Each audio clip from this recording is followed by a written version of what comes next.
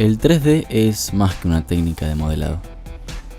Es shading, texturizado, animación, iluminación, composición, render en tiempo real e infinidad de otras cosas. Y Blender es más que 3D. En este video lo que ustedes van a aprender es a entenderlo, porque obviamente no se puede empezar a crear en un software si no se conoce la interfaz, la navegación y los atajos más comunes desde el comienzo. Así que bienvenidos. Pero, ¿qué es Blender?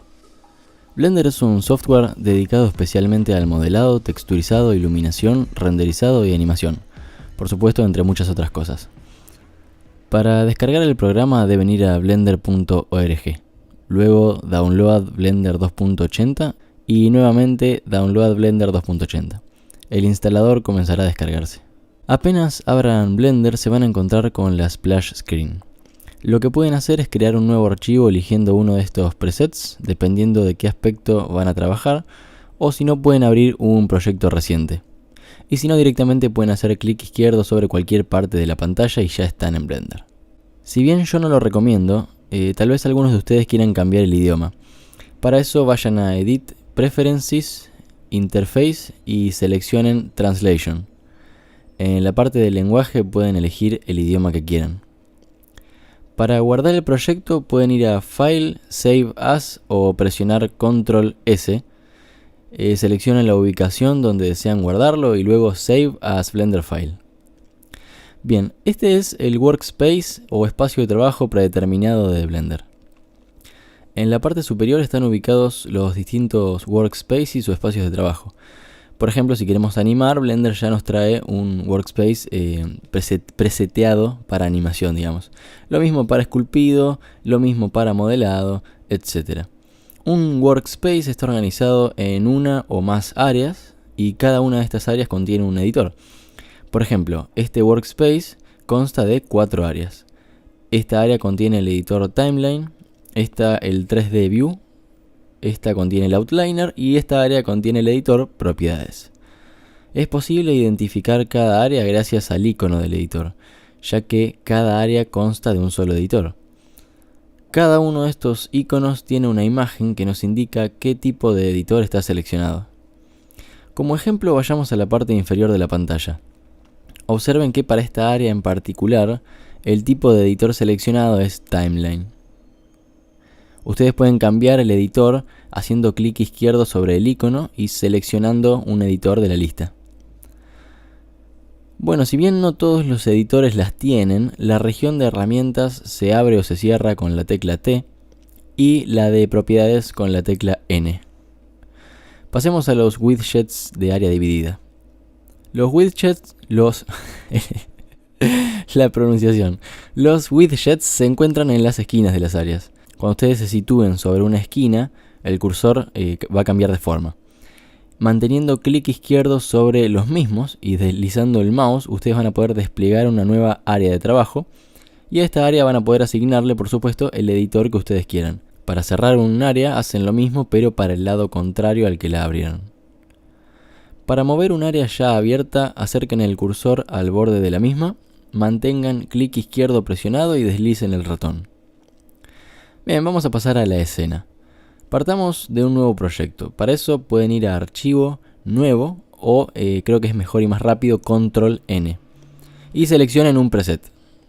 En este caso yo voy a abrir uno general. Antes de entender cómo está compuesta una escena, es necesario saber que todo espacio 3D se representa mediante 3 ejes, X, Y y Z. Cada eje consta de infinitos valores numéricos. Supongamos que existe un punto en un espacio 3D.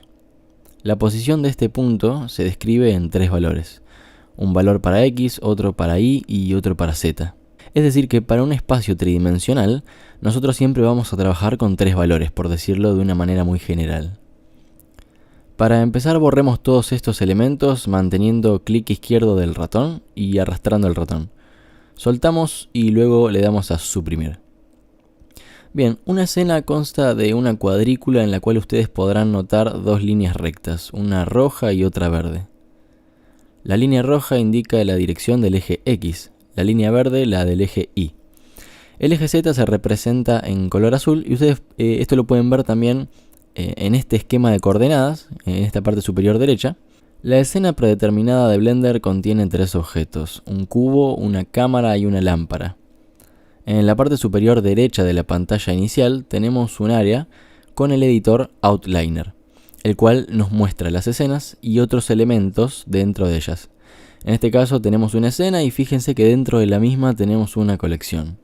Observen que al desplegar la colección nos encontramos con los elementos con los que se compone, dentro de los cuales tenemos la cámara, el cubo y la lámpara. Ok, veamos algunos atajos muy útiles con el teclado y el ratón. Para hacer zoom in o zoom out, simplemente deslicen la rueda del ratón.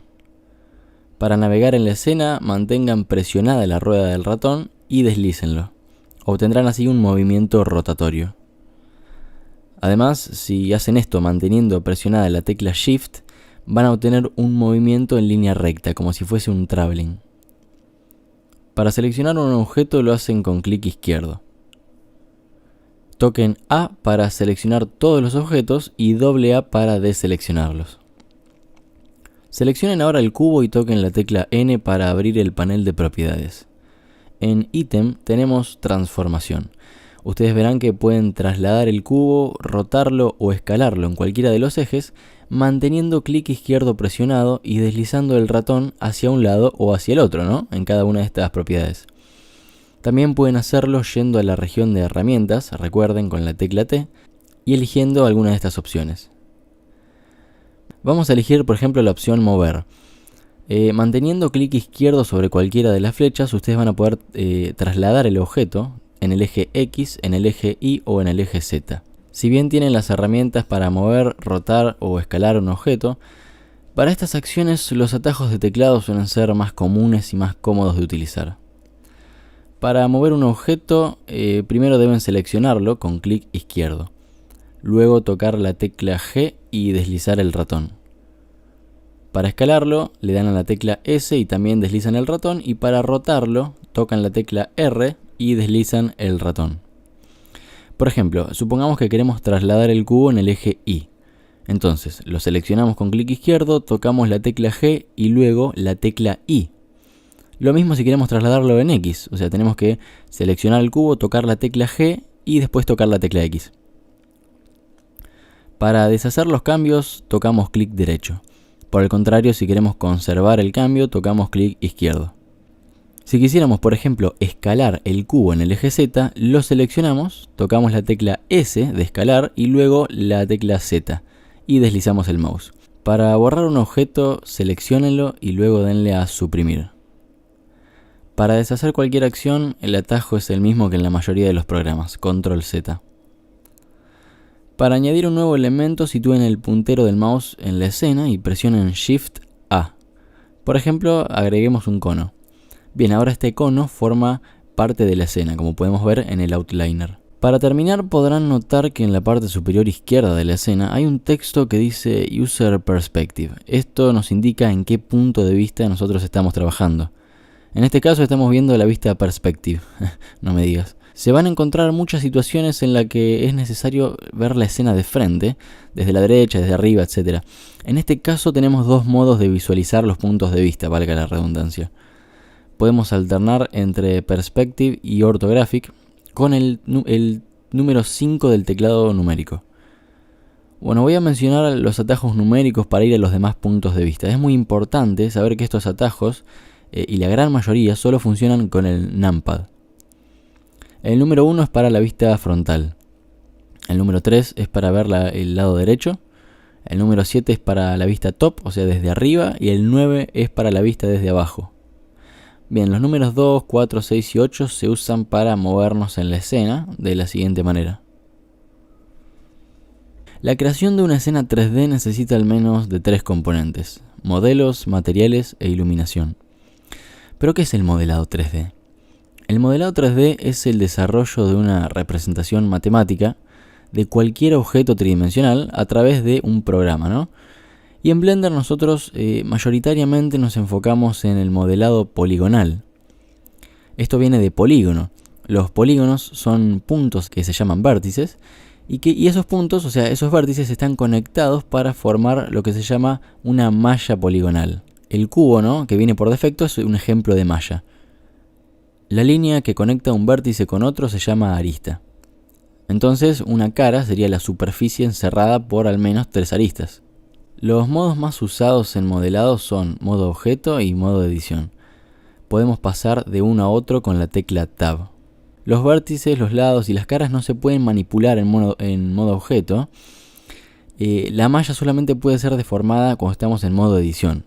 Bien, el modelado de malla generalmente empieza con lo que se llama una malla primitiva, ¿no? Que esto puede ser un plano, un cubo, un cilindro, que es lo que ustedes encuentran cuando tocan Shift A. Bien, algo que vamos a ver en el próximo video es el tema del Edge Loop. Esto es un conjunto de aristas consecutivas. Eso es lo que significa Edge Loop. Tomemos este cubo, por ejemplo. Para realizar un Edge Loop lo tenemos que seleccionar con clic izquierdo. Luego vamos al modo edición con Tab y tocamos Control R. Cuando situemos el cursor, o sea el puntero del mouse, sobre el objeto, vamos a ver esta línea. Al hacer clic izquierdo vamos a poder elegir dónde realizar el corte, lo que se conoce como Loop Cut. Finalmente le damos a clic izquierdo para generar el Edge Loop. Bueno, sin más que decir, nos vemos en el próximo video en el que vamos a entender las nociones más básicas del modelado en 3D. Así que suscríbanse al canal y recuerden activar la campanita para recibir la notificación del próximo video. Así que bueno, muchas gracias y nos vemos ahí.